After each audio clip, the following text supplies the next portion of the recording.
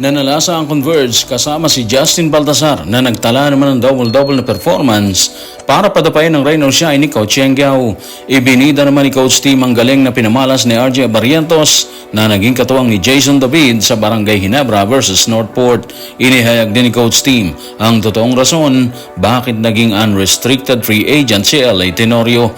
Tutukan po natin ang lahat ng yan, pero bago yan, pakisubscribe, like and share na lang muna para pareho tayong updated.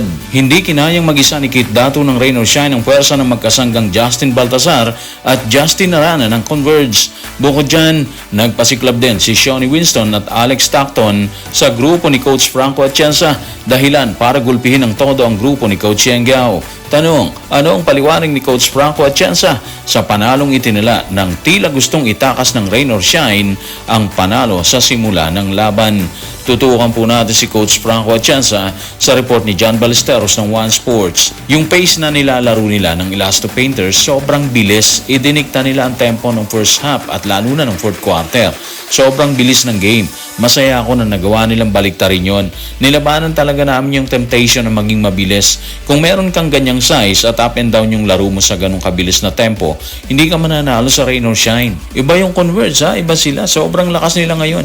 Yung mga key players nila like si Alex Stockton, Shawnee Winston, Justin Arana at syempre si Justin Baltasar, nagtatrabaho talaga sila ng maayos dyan. Kaya ang resulta, 3 sunod na panalo nila. Yung mga binanggit natin, grabe sila. Double digit sila dito versus rain or shine. Kitang-kita mo sa kanila yung kagustuhan nilang basagin kaagad ang rain or shine. Yung tempo na sinet ni Coach Yengyao sa una at halos fourth quarter ng laban, sinabayan ng conversion. Hindi sila nagpatinag sa banta ng rain or shine. 24 points, 3 rebounds at 5 assists si Shawnee Winston. Tapos 2 out of 4 sa tres. Si Stockton ganun din 24 points, 3 rebounds at 2 assists. 1 out of 4 naman siya sa tres. Si Justin Arana, grabe 18 points, 17 rebounds, 6 assists, 3 steals.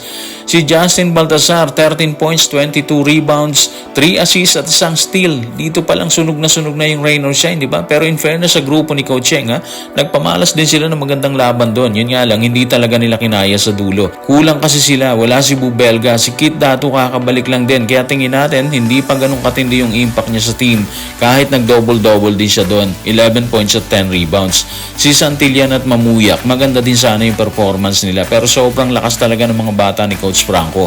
Si Mamuyak nagtala siya ng 25 points, 4 rebounds, 3 assists, 1 steal at 1 block. Tapos 2 sa 5 tres ang pinasok niya habang si Santillan meron naman siyang 26 points, 6 rebounds at 1 block.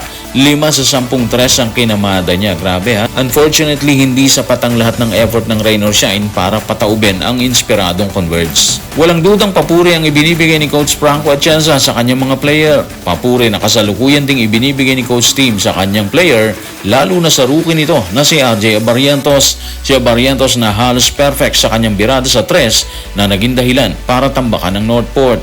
Tanong, paano nga ba tinitingnan ni Coach Team ang pananalasa ni RJ versus Northport? Tutukan natin ang mga sinabi niya sa report ni Romel Fertes Jr. na Inquirer. Mabangis siya sa offensive walang duda yan. Kung hindi mo siya madepensahan ng maayos, tatalunin ka niya sa puntusan. Inaayos pa rin niya ang kanyang depensa. Tinatrabaho pa rin niya yan. Makukuha rin niya yan. Maaayos niya rin yan. Maganda yung ginawa ni RJ mula sa bench and he allows us para simulan yung malaking lineup. Parang wala rin tayong may comment kay RJ Imagine, nagtala siya ng napakalaking 27 points. Wala siyang nakuhang rebound. Pero meron siyang 8 assists at 3 steal. Ang laki po nun Yung isang birada niya sa 4 na ipasok niya. Tapos, kumamada siya ng 6 sa 7 tres na naibato niya. 85% po yun sa tres. Ganun katulis ang mga kamay ni RJ Barrientos kagabi. Siyempre, hindi niya kinaya mag-isa ang laban. Diba? Andyan din ang lahat ng kanyang mga kasama sa Barangay Ginebra. Like si Jason David, kakapasok lang. Nagtala kaagad ng impresibong 25 points, 9 rebounds, 3 assists, 2 steal at nagtala din siya ng 4 na turnovers. Yung turnovers niya, natabunan na yun ang kanyang malalaking kamada sa bakbakan. Ang gaan ng mga kamay ni Jason David kagabi Meron siyang 4 out of 4 sa tres, tapos 5 out of 6 sa free throw. Ganun siya ka-sharp kagabi. Si Holt, si Aguilar, Rosario at Malonzo, nagtala din sila ng double digit versus Northport. So team effort talaga to. Pero dito mo makikita kung ano ang naging epekto ng pagkatalo ng Barangay Ginebra sa SMB ni Junmar Fajardo. Dito nila binuhos sa Northport ang lahat at ang resulta, malinis na 25 points na tambak sa grupo ng Northport.